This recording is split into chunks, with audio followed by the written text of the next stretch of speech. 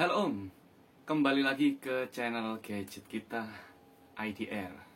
Nah, kenapa kok saya pakai kata-kata IDR atau IDR? IDR itu singkatan mata uang ya.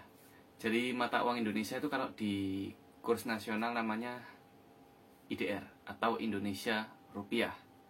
Itulah kenapa saya pakai nama IDR. Karena kalau channel gadget kita sendiri sudah ada yang punya ternyata.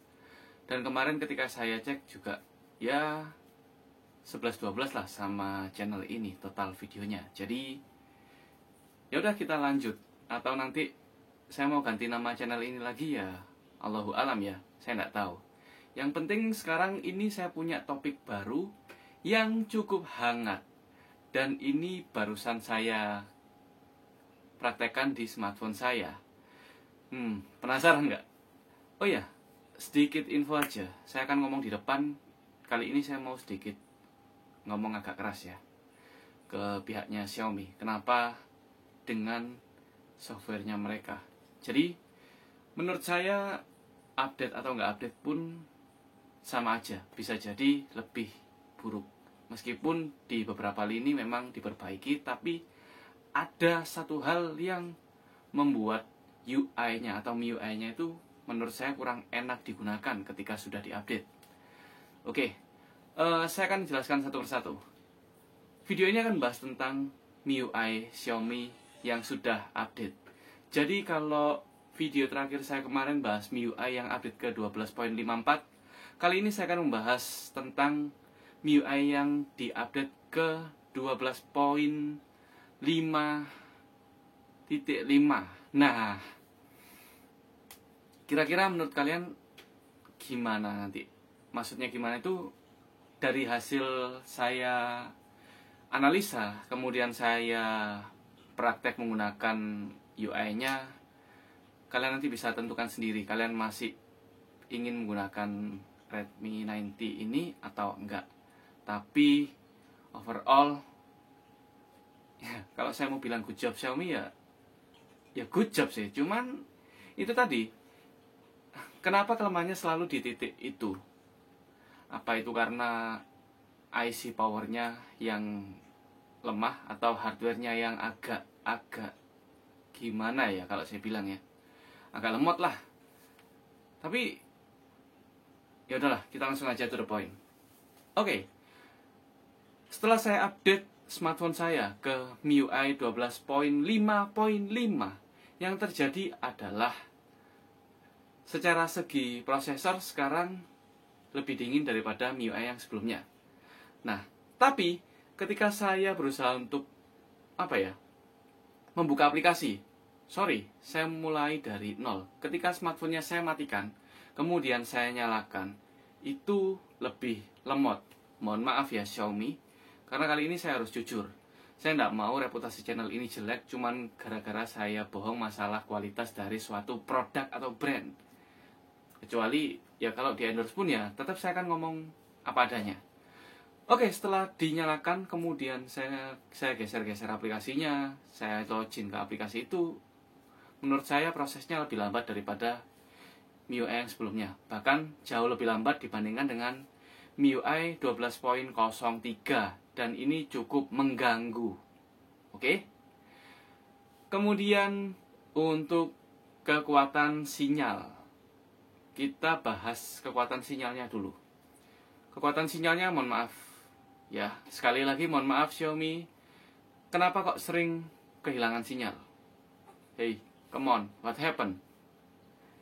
Ayolah, kita itu pengen mendapatkan smartphone yang terbaik dengan harga murah, dan kami para user itu memilih Xiaomi karena itu sangat worth it. Tapi sekarang kenapa kualitas kalian mulai turun? Itu PR buat Xiaomi ya.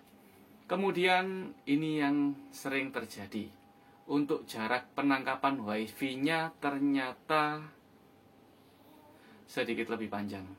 Oke, kabar baiknya itu.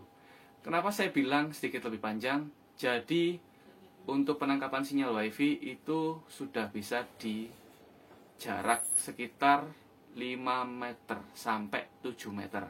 Dan itu masih ketangkap selama tidak terhalang oleh tembok. Oke. Kemudian kalau kalian mau ngegame dengan MIUI ini, menurut saya ini lebih stabil. Dan ya tergantung gamenya. Kalau kalian main game Genshin Impact di smartphone ini ya kalian kurang ajar sekali. Ya, kenapa saya kurang ajar? Kenapa saya bilang kurang ajar ya? Karena Genshin Impact itu game yang sangat berat menurut saya. Jadi kalau kalian mau main game Mobile Legends, grafiknya sudah kebuka di Ultra, meskipun di UI sebelumnya juga sudah terbuka, tapi kali ini lebih dingin ketika kalian pakai smartphone-nya. Kabar baik lagi kan? Oke, selain itu apa lagi? Apa ya?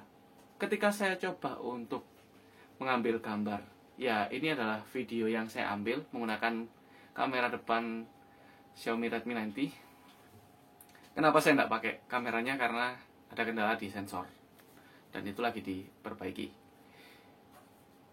Apa lagi ya? Oh, saya hampir lupa. Untuk color grading ya. Yes, itulah dynamic range dari warna smartphone ini mulai membaik. Jadi kalau kalian lihatnya itu jangan di smartphone-nya. Ketika kalian sudah mengambil gambar, kalian wajib sekali untuk memasukkan fotonya itu ke komputer, kemudian kalian cek menggunakan komputer. Itu cukup baik, lebih baik dari sebelumnya, dan itu menurut saya cukup worth it di smartphone dengan harga seperti ini. Dan ada beberapa hal yang saya koreksi ya, bukan koreksi sih, saya sesali sebetulnya. Ketika saya mereview smartphone, contoh smartphone yang satu ini, waktu itu pertama kali launching di harga 2,3 juta, dan saya masih dapat harga itu di varian yang RAM 6GB, kemudian memori internalnya 128GB. Tapi setelah direview sama orang-orang dan ternyata hasilnya bagus, jadi smartphone ini sekarang harganya 2,7 jutaan di online shop seperti Tokopedia ataupun Shopee atau Lazada dan sejenisnya lah, Blibli juga ada. Dan itu bikin saya sedikit gimana ya, jadi gadget reviewer itu ternyata ya ada sisi menguntungkan untuk user ataupun untuk para brand. Karena ketika smartphone yang direview bagus, nilainya dia akan naik seperti smartphone yang satu ini. Tapi ya sekali lagi saya mohon maaf kalau review saya